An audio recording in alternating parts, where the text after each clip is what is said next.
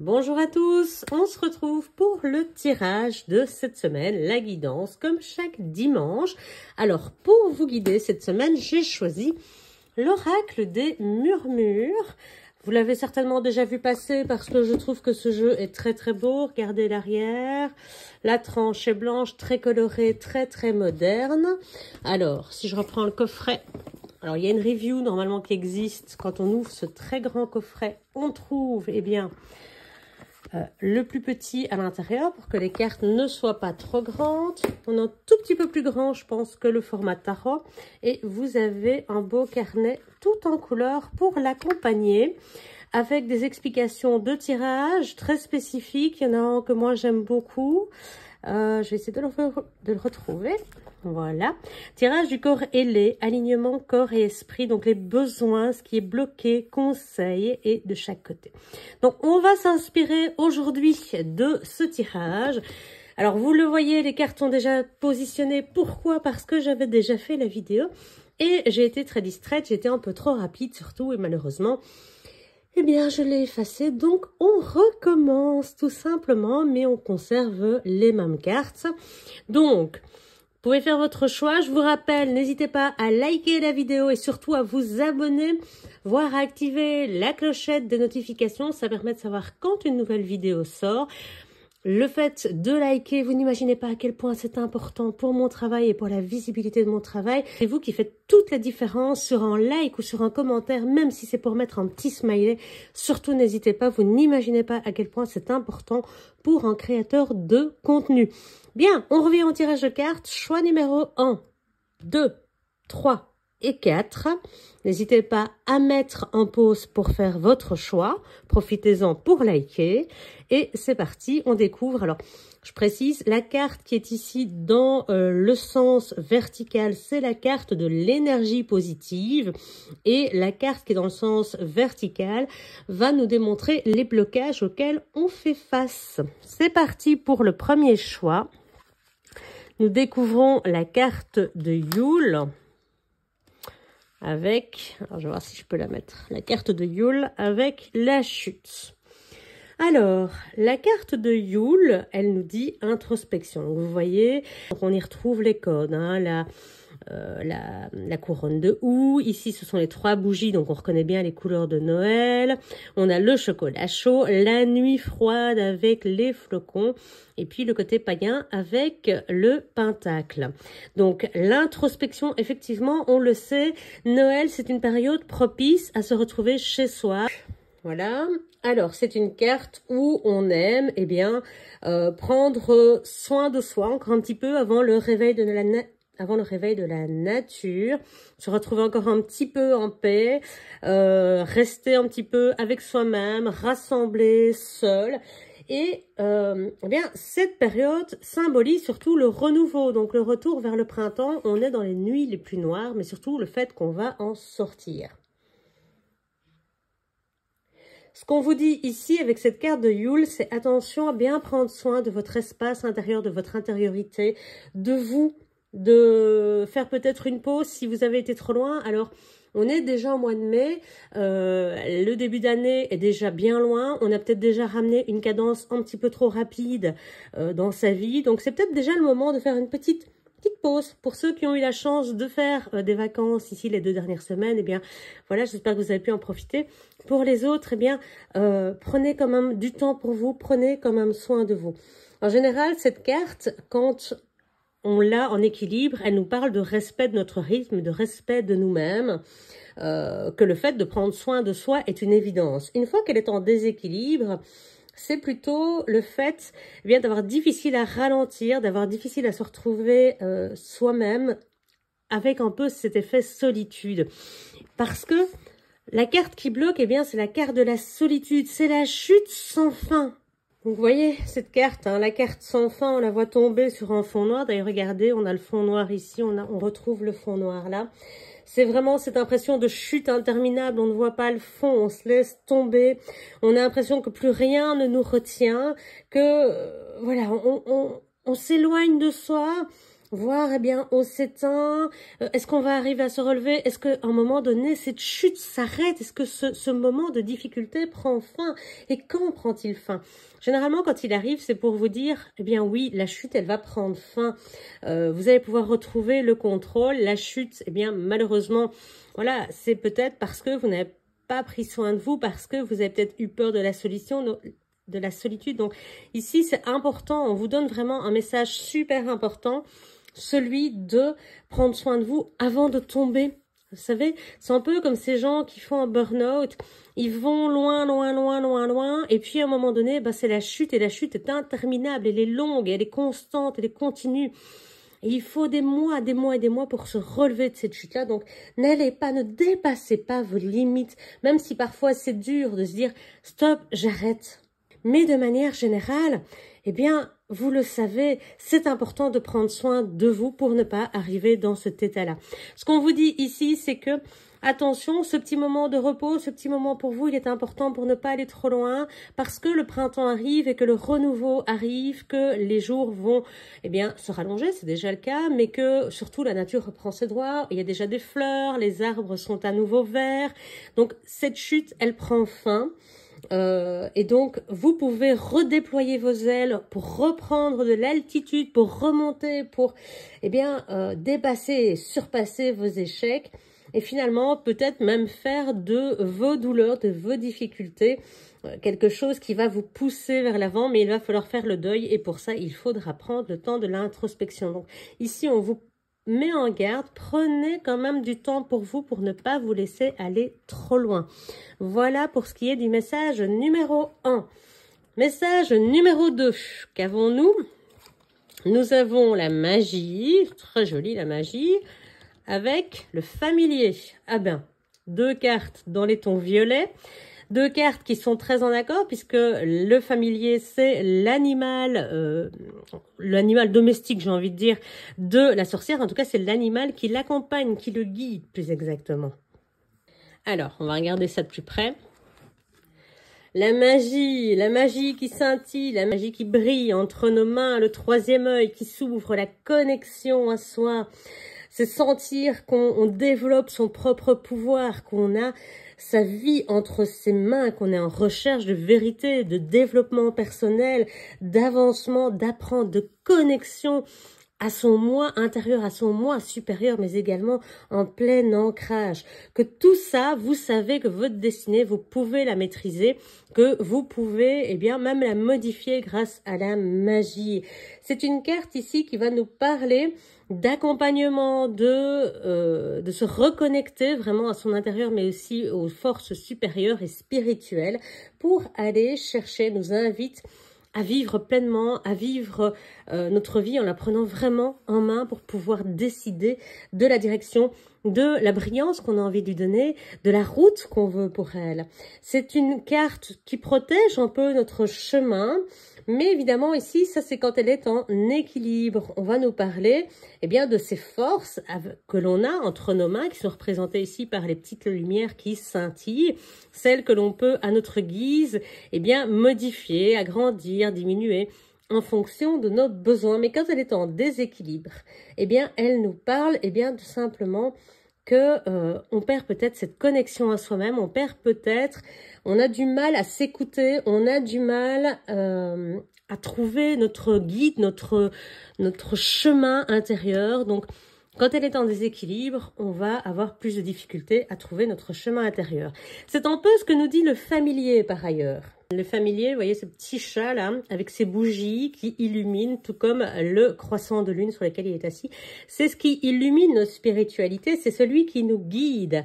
C'est celui qui est, en chat c'est agile, hein, ça va vraiment nous permettre eh bien, de suivre notre voie spirituelle, notre chemin, et il va l'illuminer, il va être notre guide, il va nous permettre d'avancer, il va observer tout ce qui nous entoure, hein, grâce à ces petites lumières, qui seront peut-être un peu éteintes sur cette carte-ci, ou moins lumineuses, et il va prendre le temps de la réflexion, le temps de la construction, le temps nécessaire à ce que l'espace sacré soit parfaitement disposé, que le temps soit le bon.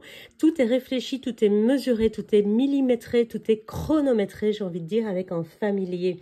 Donc, on nous parle ici de rebondir, hein, comme le chat retombe toujours sur ses pattes. On vous parle ici simplement, si vous avez du mal à trouver votre voie, votre chemin, votre familier va venir vous éclairer, vous donner le chemin. Vous n'êtes pas perdu. Écoutez votre gardien. Alors, ça peut être un familier, ça peut être un guide, ça peut être beaucoup de choses. Et adoptez la magie dans votre vie, c'est-à-dire remettez-la à l'avant-plan, remettez-la au centre de votre vie. Laissez-vous guider par votre familier pour retrouver la magie qui est en vous et faire briller votre vie comme vous le désirez et pas comme la vie vous l'impose. Voilà pour ce deuxième tirage. Nous allons passer au troisième qui nous dit la force et voir. Alors avec un beau lion. Qu'est-ce que le lion? Regardons-le de plus près. Eh bien déjà, on voit que c'est solaire. Hein. C'est comme en astrologie, le lion, c'est solaire. C'est lumineux, c'est charismatique, c'est un peu autoritaire. C'est surtout une personne qui en impose. Hein. Généralement, les lions, ils ont une certaine fierté aussi, un certain orgueil.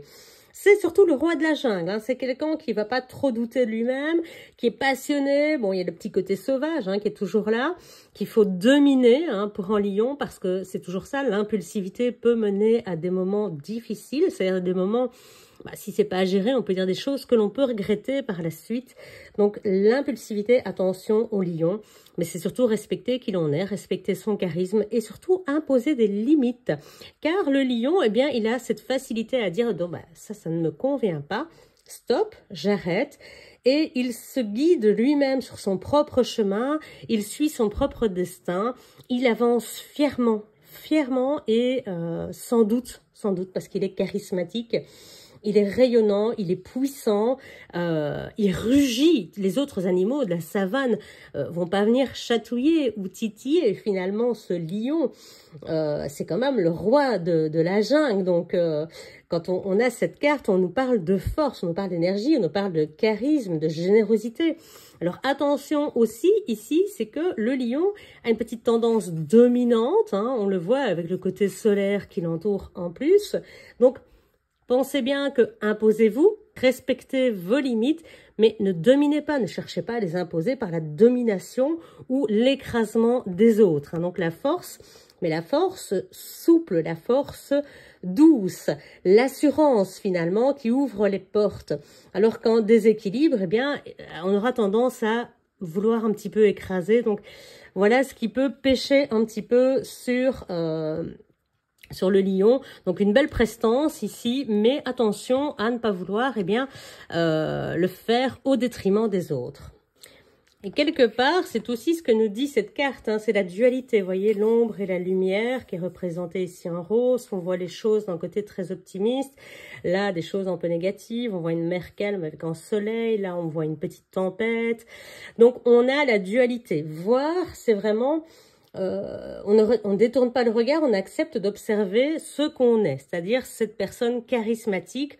On sait qu'on l'est, et il faut accepter qu'on peut être charismatique en étant calme, en étant doux. On n'est pas obligé d'être agressif ou dans l'écrasement ou la domination. La vie est pleine de nuances. Il n'y a pas de nécessité que ce soit ou tout blanc ou tout noir.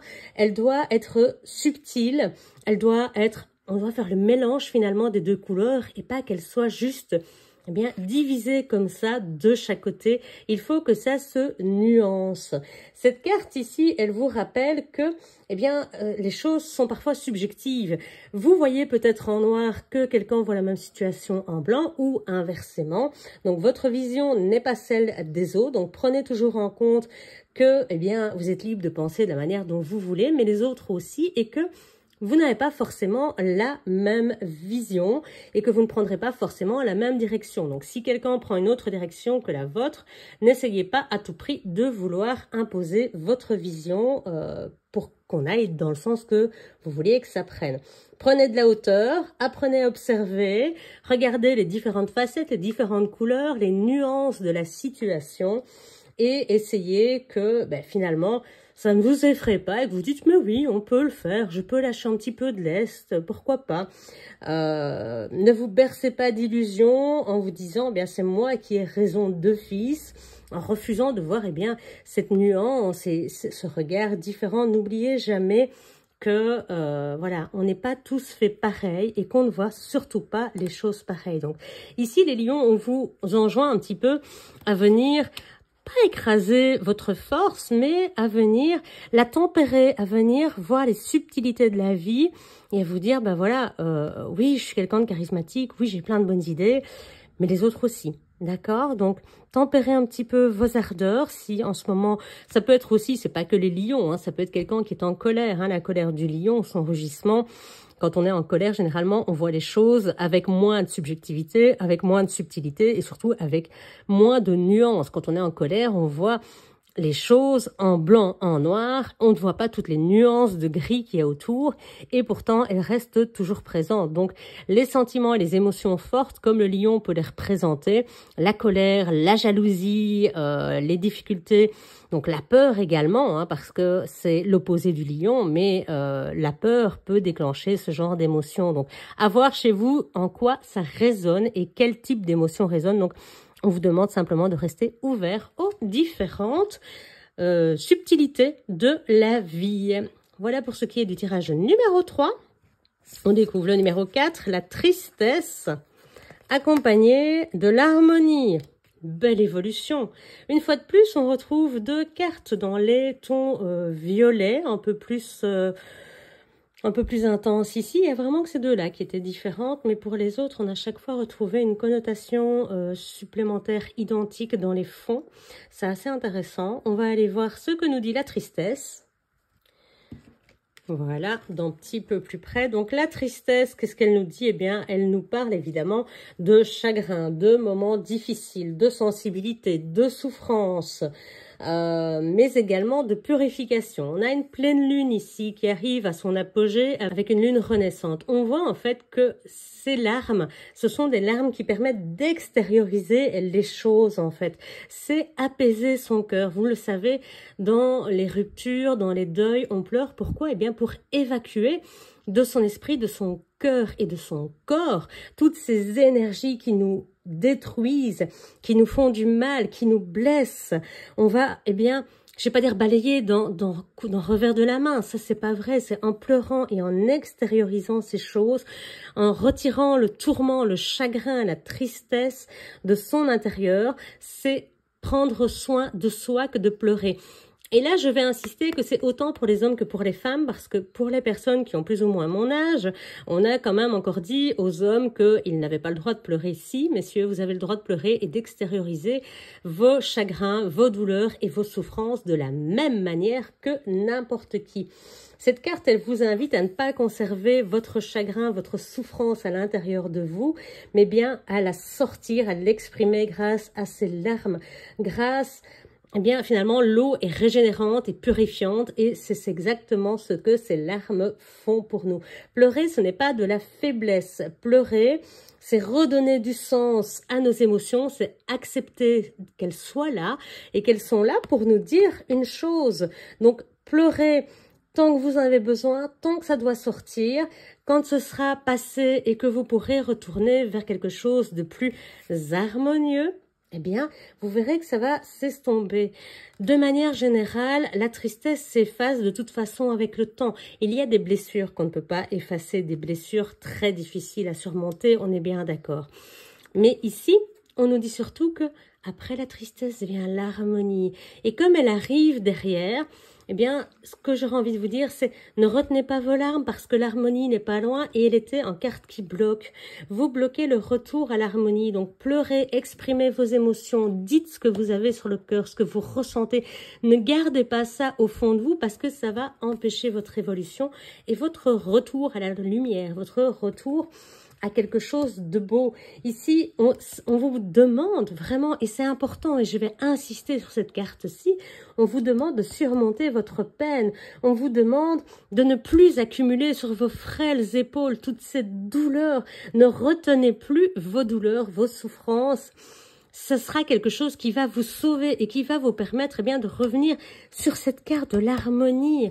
Personne n'a envie de rester sur la carte de la tristesse. Aujourd'hui, on vous dit, vous êtes dans cette période-là et quelque part, on a l'impression que vous bloquez. Je dis pas que vous y complaisez, c'est pas du tout ce que je suis en train de dire, mais pour l'instant, c'est encore bloqué. Osez affirmer votre douleur, osez affirmer votre peine, osez affirmer votre sensibilité et votre souffrance pour les faire partir, les envoyer loin de vous et enfin entamer le chemin de la guérison.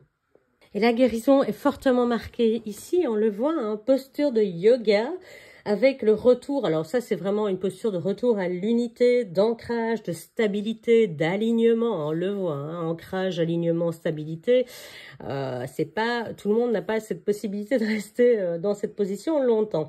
C'est un retour à l'unicité du corps, de l'âme et de l'esprit, c'est le retour à l'harmonie. Voilà ce qui est pour l'instant bloqué chez vous et qu'on vous demande de prendre en compte.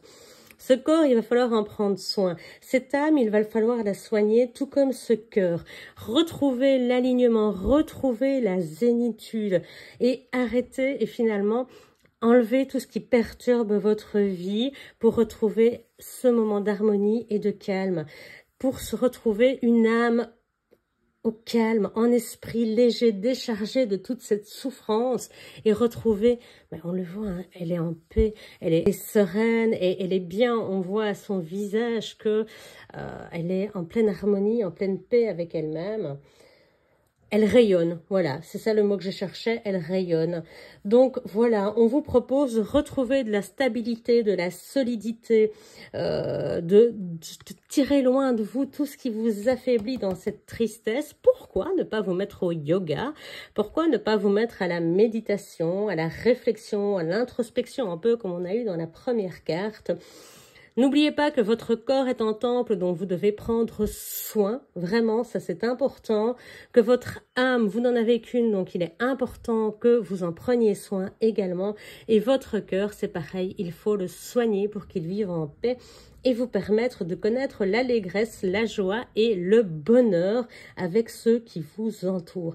Donc, on vous demande ici de retrouver la fluidité énergétique, vraiment que tout revienne à la normale et que tout tourne dans tous les sens, être à l'écoute de votre corps, de votre cœur, de retrouver cet ancrage, cette force, cette stabilité et de consacrer du temps à être à l'écoute de vous-même, de vos émotions pour revenir à l'harmonie.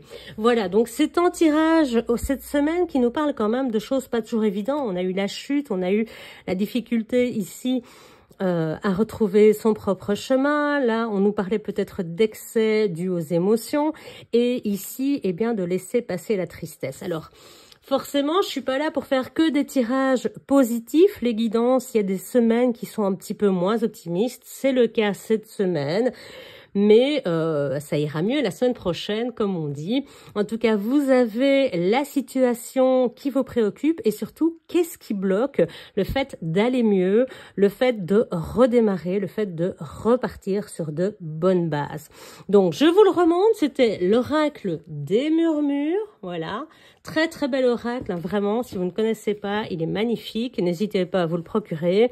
Et puis surtout, si vous avez aimé, pensez bien à liker la vidéo, à vous abonner. Je le redis encore une fois, c'est super important pour le travail que je fais et pour la visibilité sur YouTube. Et la visibilité sur YouTube, c'est vraiment ce qui fait le tout pour les créateurs de contenu. Donc, je compte sur vous. Je sais que j'ai vraiment une communauté au top, que ce soit sur YouTube, que ce soit sur TikTok, sur Facebook. Vous avez toujours été là et merci, merci, merci de votre présence. Et on se dit à la semaine prochaine pour un nouveau tirage. Ciao!